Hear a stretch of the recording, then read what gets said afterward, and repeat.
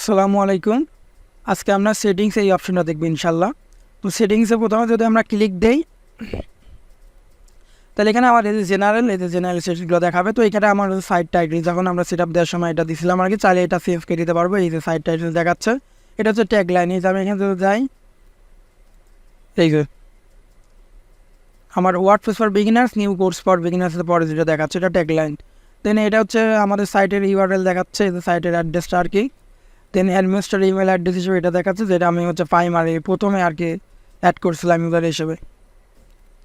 দেন এখানে হচ্ছে মেম্বারশিপ নামে একটা অপশন আছে, দেখেন এটা যদি আমরা ক্লিক দিই তাহলে মূলত আমাদের হচ্ছে ইউজাররা আমাদের সাইটে এসে রেজিস্ট্রেশন করতে পারবে। তো এইটা মূলত দরকার হয় আমাদের বিভিন্ন হচ্ছে এলএমএস ওয়েবসাইটগুলো, অর্থাৎ যেখানে হচ্ছে বিভিন্ন কোর্স থাকে আর কি, ইউজাররা এসে ওইখানে কোর্স করতে পারে।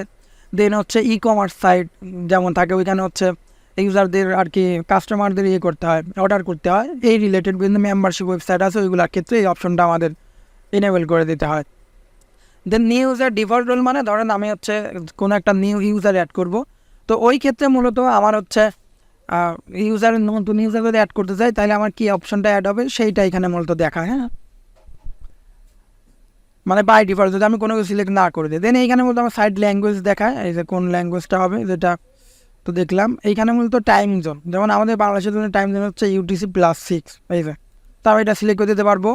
আমার ডেট ফরম্যাটটা কীভাবে হবে, এই জুলাই 3, 2023 এইভাবে চাইলে আমরা এগুলো চেঞ্জ করে দিতে পারবো। হ্যাঁ, দেন টাইম ফরম্যাট কীভাবে হবে, 3:40 PM ছোটো হাতের নাকি বড় হাতের, এইভাবে এগুলো চেঞ্জ করতে পারবো। সপ্তাহ কী বারে শুরু হবে, তো আমাদের নর্মালি স্যাটারডে সপ্তাহে শুরু হয়, তো এখন আমি চাইলে সেভ চেঞ্জেস দিলে এই চেঞ্জেসগুলো এখানে হবে। হ্যাঁ,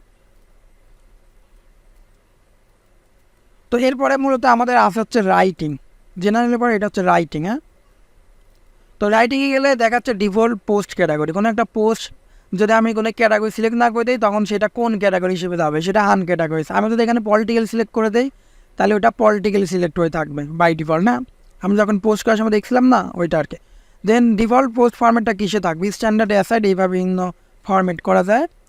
দেন এখানে পোস্টের ভিয়া ইমেলটা মূলত mail server, log in email, password, এইভাবে জিনিসগুলো এখানে আছে আর কি। দেন এরপরে মূলত আমাদের আছে রিডিং।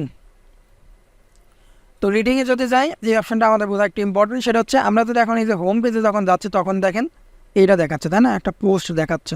তো এটা মূলত সিলেক্ট হয়ে আছে ইওর লেটেস্ট পোস্ট হিসেবে সিলেক্ট করা আছে, এই জন্য মূলত যে পোস্টের এইটাই দেখাচ্ছে। কিন্তু আমাদের মূলত এইভাবে থাকে না, আমরা একটা হোম পেজ আমরা ক্রিয়েট করি, দেন ওইটা ডিজাইন করে ওই পেজটা সেট করে দিই। তো এটা মূলত কীভাবে করতে হয়, যে এইটা সিলেক্ট করতে হয়, মানে একটা স্ট্যাটিক পেজ সিলেক্ট করে দেবো। তো আমার তো হোম পেজ নাই, তো আমি এটা ধরেন যে সার্ভিস এইটাই দিলাম। আর পোস্ট পেজের ক্ষেত্রে নর্মাল আমাদের ব্লগ পেজ থাকে, তো এটা তো নাই, এটা আমি দিচ্ছি না আপাতত। আর যদি সেভ চেঞ্জ দেয় তাহলে দেখবেন যে আমার হোম পেজটা চেঞ্জ হয়ে যাবে। এখন যদি আমি হোম পেজটা রিপ্লেস দিয়ে দেখবেন চেঞ্জ হয়ে যাবে, এই যে এইটা দেখাচ্ছে, দেখছেন সার্ভিস পেজে আমরা মূলত এইটুকু করেছিলাম। এখান থেকে আমি সার্ভিস পেজটা ক্লিক দিলে আপনাকে দেখাইতে পারবো যে সেম পেজটা নাকি। এই যে এটা আমার সার্ভিস পেজ রেখে দিচ্ছিল। হ্যাঁ, এটা কিন্তু এখন হোম পেজ হয়ে গেছে, হতে এইছে দেখছেন সার্ভিস পেজে ক্লিক দিলে যেহেতু এটা হোম পেজ হিসেবে দেখাচ্ছে আর কি। দেন এইখানে ব্লগ পেজে মূলত আমাদের কয়টা পোস্ট দেখাবে আর কি। তো আমাদের একটা ব্লগ পেজ থাকে, ওই পেজে মূলত আমাদের পোস্টগুলো দেখায়। তো আমি এখানে একটা পেজ তৈরি করি, নাহলে আসলে এটা বুঝাতে পারবো না। এখানে আমি একটা ব্লগ পেজ তৈরি করলাম, জাস্ট দিয়ে পাবলিশড। এখানে আমার পাবলিশ হচ্ছে না, সামাও কোনো ইস্যু হয়েছে কি না দেখি। এটা এখন পাবলিশ হচ্ছে, হয়তো সার্ভার রিলেটেড ইস্যু। এখন আপডেট হবে, আপডেট হলেই এটা হয়ে যাবে আর কি। এই যে এখন হয়ে গেছে, এটা আমার এখন দরকার নাই। এখন যদি আমি এটা রিপ্লেস দিই তাহলে এখানে আমি ওই পেজটা এখানে কিন্তু সিলেক্ট করতে পারবো, এই যে ব্লগ। এখন সেভ চেঞ্জেস দিলাম।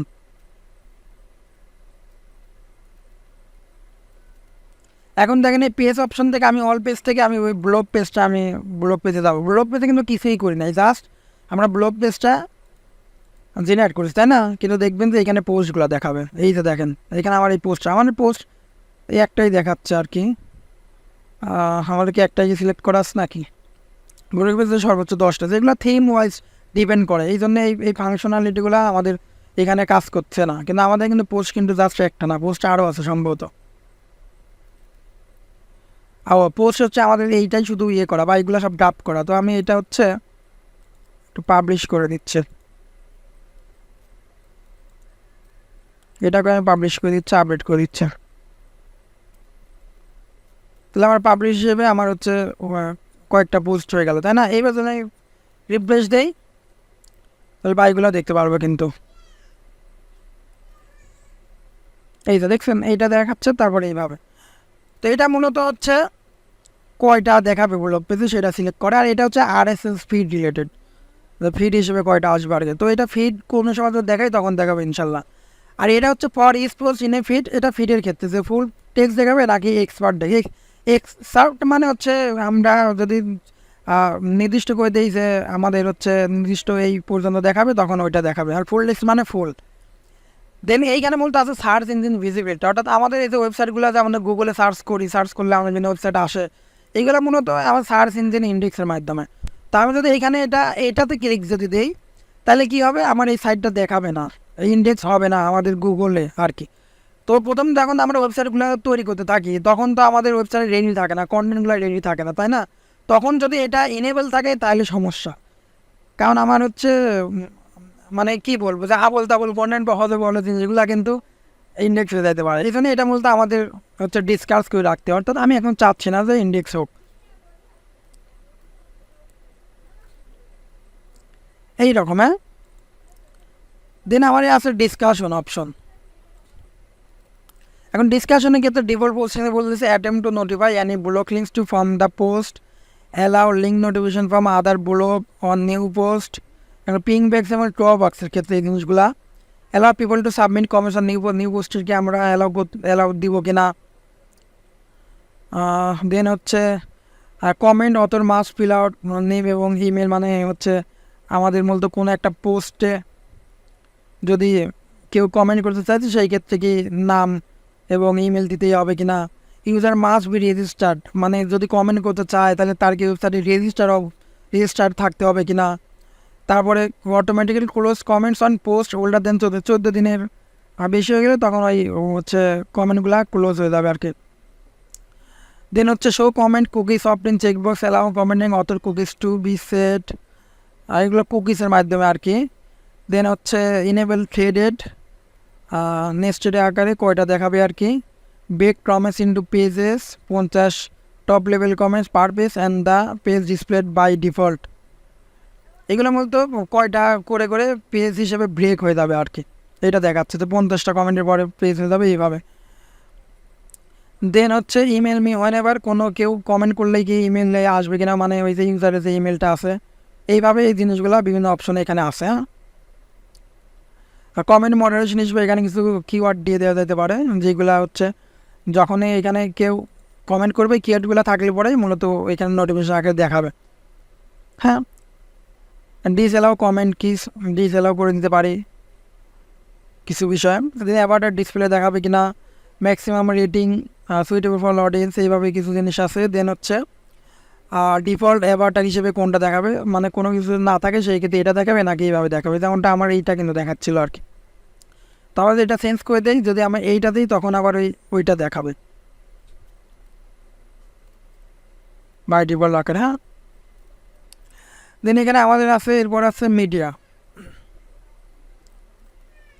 তো মিডিয়াতে ক্লিক দিলে এখানে মূলত থাম্বনেলস আছে। আমরা তখন হচ্ছে পেজ বা পোস্ট যখন ইমেজ অ্যাড করি তখন এই রাইট সাইডে আমাদের এই জিনিসগুলো দেখায়। তো আমি হচ্ছে একটা পোস্টের দিয়ে দেখায়, নাহলে বোঝাতে পারবো না। তো ওইটার মধ্যে সাইজ কীভাবে থাকবে, মিডিয়াম করলে কতটুকু থাকবে, লার্জ করলে কতটুকু, এটা আমরা এখান থেকে চেঞ্জ করতে হবে। এটা বাই ডিফল্ট এভাবে থাকে। তো ধরেন আমি এটা একটু এডিট করতে যাচ্ছি, এইটাতে যে আমাদের ইমেজটা আছে, এই ইমেজটা এই যে দেখেন দেখাচ্ছে না, দাঁড়ান, এখানে আমার এই অপশানটা আসতেছে না সামাও। এইখানে হচ্ছে এই অপশানগুলো আমাদের এখানে আসে। হ্যাঁ, এই যে লার্জ নাকি থাম্বনেল না মিডিয়াম, এইটা। হ্যাঁ, এইটা মূলত এখানে দেখাচ্ছে। তো এটা চাইলে আমরা চেঞ্জ করতে পারি। দেন আমার আছে পারমালিঙ্কসে যদি যাই তাহলে মূলত আমার এই যে একটা পোস্ট যেটা আমি করছি, এই যে এই পোস্টটা, তাই না, হাউ টু ইমবেড, দেখেন এইটাই কিন্তু যে লাস্টে এটা এইভাবে লিঙ্কটা আসছে। তো এখানে মূলত এই যে প্লেন আকারে দিলে এই যে এইভাবে লিঙ্কটা যাবে, ডে এবং নেম দিলে এই যে ডেট আকারে এইভাবে যাবে, মান্থ নেম সিলেক্ট করলে এইভাবে লিঙ্কগুলো যাবে। হ্যাঁ, নেম রেখ দিলে এই যে আর্কাইভ 1 2 3 এইভাবে এই জিনিসগুলো যায়, কিন্তু আমাদের মধ্যে পোস্ট নেমে দিতে হয়। তাহলে ওই স্যাম্পল পোস্ট বলতে বোঝাইছে মানে পোস্টের যে নাম সেই হিসেবে যাবে আর কি। তো এইটাই মূলত আমরা দিই। এবং কাস্টম স্ট্রাকচার হিসেবে আমরা এই জিনিসগুলো দিতে পারি, যে পোস্ট আইডি, পার্সেস, মিনিট, আওয়ার, এইভাবে আমরা বানাইতে পারি। হ্যাঁ, দেন আমাদের আছে প্রাইভেসি। প্রাইভেসি ক্লিক দিলে এই যে একটা মূলত প্রাইভেসি পলিসি পেজ সিলেক্ট করা আছে সেটা দেখাচ্ছে, এবং প্রাইভেসি কিছু ইনফরমেশন এখানে দেখাচ্ছে। তো এখানে চাইলে আমরা অন্য কোনো পেজ আমরা চাইলে ইউজ করতে পারি প্রাইভেসি পলিসি হিসেবে, বাই ডিফল্ট এইটাই আছে আর কি। এবার এখানে আছে আমাদের পলিসি গাইড। পলিসি গাইডে গেলে প্রাইভেসি পলিসি গাইড রিলেটেড বিভিন্ন ইনফরমেশন এখানে দেখাচ্ছে আর কি। যেহেতু ওয়ার্ডপ্রেসের পলিসি গাইড, অন্যান্য ওয়ান থিমের ক্ষেত্রে, আকিসমেথের ক্ষেত্রে এই জিনিসগুলো, ওয়ার্ডপ্রেসের ক্ষেত্রে এই জিনিসগুলো। আর এই আকিসমেথ যেটা, এটা মূলত আমাদের প্লাগইনের জন্য আসছে। হ্যাঁ, এরপরে এটা আছে আমাদের কলাপস মেনু। এই যে কলাপস করলে আমাদের এখান থেকে এই যে এইভাবে কলাপস হয়ে যাবে। তো আশা করি আমাদের হচ্ছে এই সেটিংস অপশনটা বুঝতে পারছেন। আজকে এই পর্যন্তই। আসসালামু আলাইকুম।